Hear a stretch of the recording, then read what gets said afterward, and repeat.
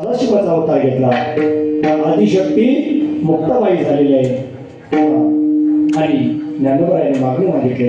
बरं, ज्ञानोबाराय तीर्थयात्रा करत असताना आपण या ठिकाणी उतरू का, तीर्थयात्रेला निघाले आणि तीर्थयात्रेला भगवंताची भेट झाली, पण तीर्थयात्रा करत असताना काशीला गेल्यानंतर काशीमध्ये एक महायज्ञ होणार होतं. तसं या आळंदीमध्ये सुद्धा महायज्ञ झालं बरं का. या आळंदीमध्ये सुद्धा एक महायज्ञ झालं होतं. कोणी केलं होतं यज्ञ? इंद्राने केलं होतं. त्या ठिकाणी येणारच आपण. त्या ठिकाणी इंद्राने सुद्धा या ठिकाणी महायज्ञाला केलं होतं. तसं काशीमध्ये मोठं महायज्ञ होणार होतं. महायज्ञामध्ये त्या ठिकाणी असं नियम होतं, जे महायज्ञ करायचे त्या करण्याकरता तो माणूस तेवढा ज्ञानी असला पाहिजे, तेवढा ज्ञानी माणूस असला पाहिजे, तेवढा ज्ञानी असला पाहिजे. आणि त्या ठिकाणी कोणाला बरे या ठिकाणी पूजा करण्याचा संधी द्यायची, त्यावेळेस त्या काळामध्ये हत्तीच्या सोंडेमध्ये काय देत होते?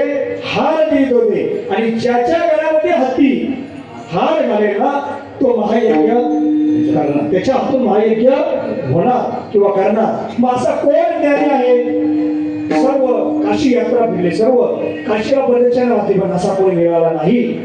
त्यावेळेस माझे ज्ञानोबराय तीर्थयात्रा करत करत त्या गंगेस्नानी आले आणि गंगास्नानी तिन्ही भावंड त्या ठिकाणी बसले होते गंगेमध्ये. आता थकवा आला म्हणून गंगेमध्ये काय केले? पाय ठेवून बसले होते माझे ज्ञानोबराय.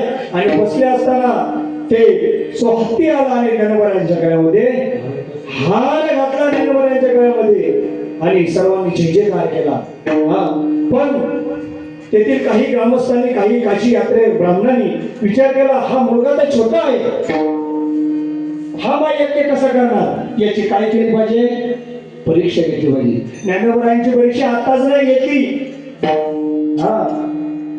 कारण साधूंना सहन करावं लागतं. आपल्याला ऐकं मिळालंय, आपल्याला ऐकं मिळालंय, तरी सुद्धा आपण त्याचा उद्धार करून घेत नाही. नरदेव निदान लागले हाती, उत्तम सार उत्तम गती, देव होईल म्हणे त्याचे होती, तरी का चित्ती न धरावा. आपल्याला उत्तम असा नरदेव मिळालाय, पण त्याचा आपण उद्धार करायचा की नरकाला घालवायचं हे आपल्या हातामध्ये असते. सर्वांना सुंदर नरदेव दिला काय, पण ज्यांनी याचा लाभ घेतला त्याचा उद्धार झालेला आहे. कारण संगत महत्वाची, घडता संतांची संगती. संतांची एकदा जरी संगत घडली ना तरी आपल्या जीवाचा उद्धार होतो. ज्ञानोबराय ठिकाणी बसले होते. ज्ञानोबराय हार घातला आणि मग तेथील ब्राह्मणासाठी त्यांची परीक्षा घेतली पाहिजे. त्या तेवढा ज्ञानी आहे का यज्ञ करण्याकरता? ज्ञानोबरायांची परीक्षा घेतली आणि ज्ञानोबरायांच्या हातामध्ये नैवेद्य दिला. आणि नैवेद्य दिल्यानंतर तो नैवेद्य ज्ञानोबरायाने सांगितला, काशीमध्ये तो भगवान परमात्माचं गोडे बाबांचं मंदिर आहे ना, त्या ठिकाणी नंदी आहे, त्या नंदीला काय करा? भोजन खाऊ घाला. आणि भोजन ज्ञानोबरायांच्या हातात दिला. संतांचं महिमा किती मोठं महिमा आहे. कारण का भगवान परमात्म्याने देणं दिलेलं आहे.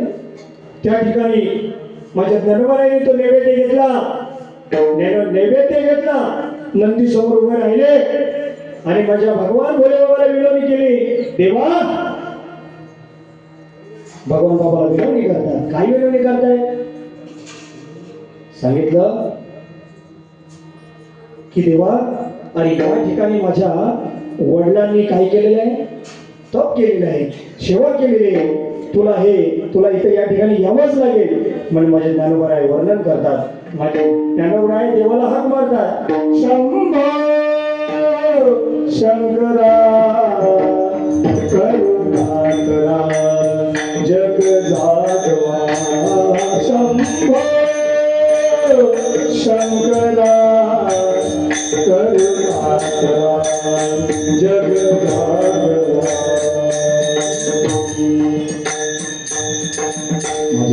ज्ञानोबराय विनवणी करतात, शंकराला विनवणी केली, देवा तुला यावं लागेल, कारण माझ्या वडिलांनी सुद्धा या ठिकाणी काय केले होय? तुझी सेवा केलेली, तुला या ठिकाणी यावं लागेल. तू जर आला नाही तर माझं वचन खोटं होईल. भगवान परमात्म्याने नंदीला काय केलं? हा उठविला नंदी ढवळा शिवाचा.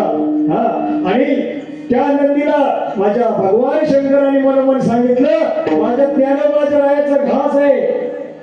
आणि ज्ञानोबाने सांगितलं तो आता नंदी खाली बरं का.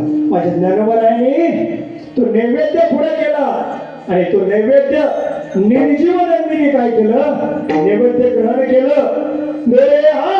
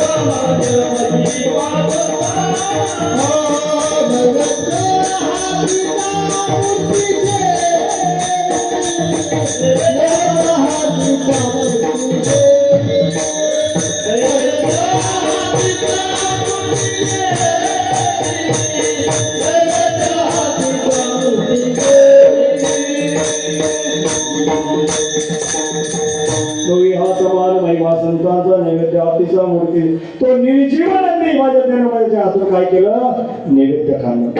एवढं महिमान माझ्या संताने एवढं देवाने त्याला दिलेलं आहे.